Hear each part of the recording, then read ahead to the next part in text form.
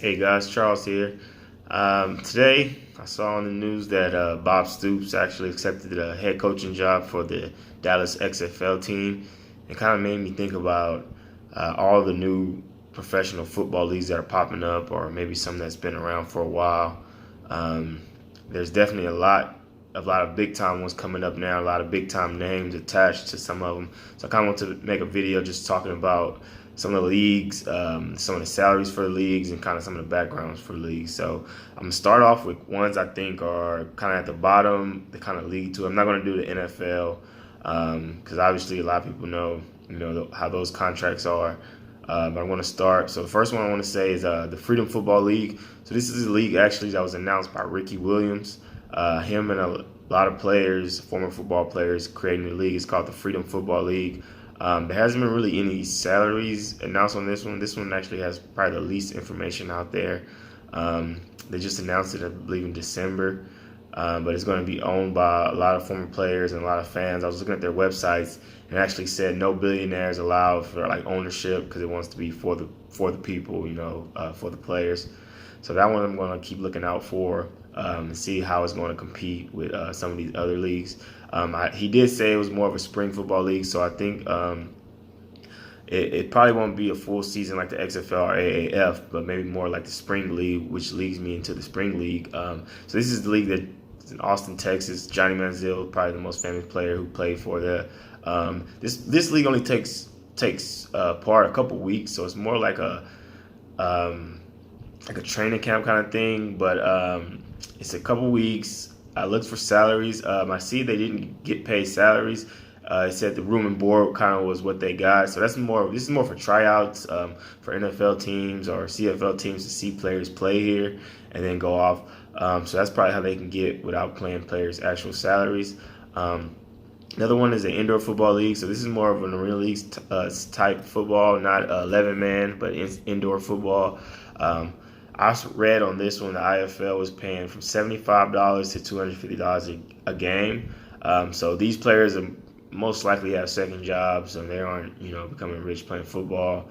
But probably just doing it on the side. They're just people who like to play football, so they're still doing it. The AAFL, probably the most famous indoor football league. So the AFL kind of fell off. I remember a while the AFL was always on TV and it was really big, popular league. So the league actually reset in 2010. So before 2010, they were making about $80,000 average. I saw some players were making six figures. But after the reset, now players are getting paid about $800 a game or less. So it really took a hit. I'm not sure why it lost such popularity as it did, but now the AFL is still more popular indoor league, but it really isn't where it used to be. Players aren't having full careers. A lot of these players aren't going to the NFL anymore, so the AFL kind of fell off from where it was. But it'd be interesting to see how it continues. So another American flag football league. So this is a pretty cool one. It's not tackle football. The only one that's not tackle football.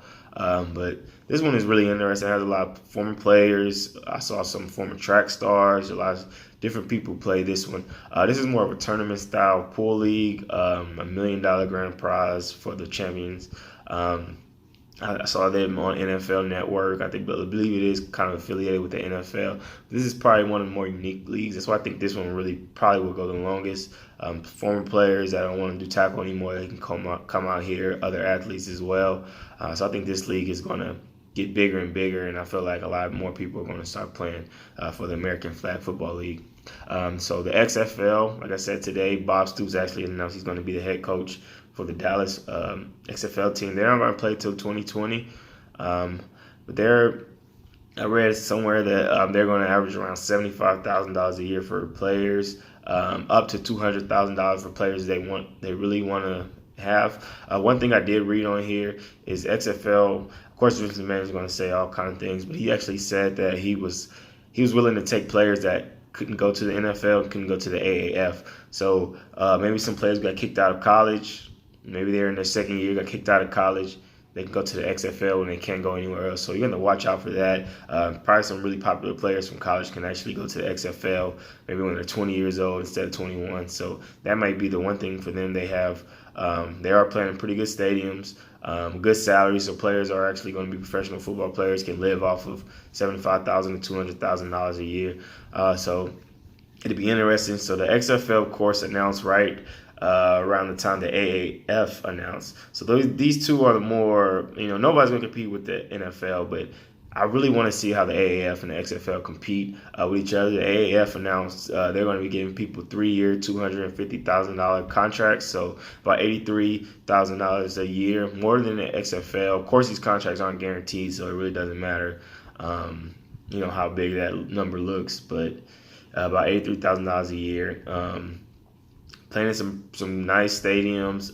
They're playing at Alamodome out in San Antonio, Georgia State Stadium out in Atlanta. So the XFL and the AAF, they're about the same level right now. It'd be interesting to see which one kind of blows up over the other one. Maybe they'll both compete. You never know. I feel like with two independent leagues like this, they can do a lot of things that will get fans interested. But it'd be interesting to see how they continue. And I believe that both of these teams are going to start taking a lot of people from the CFL. So players, if they're not making NFL, they're going to probably go here, be able to play in some of their local towns, local markets, and probably lead the CFL. So I just anybody want to comment below, just kind of let me know which one you think is going to make it, which one you don't think is going to make it out of the XFL and the AAF. Those are probably the two with the most resources right now. So it'd be interesting to see which one gets that #1 spot for the second tier professional football league. All right, thanks, guys.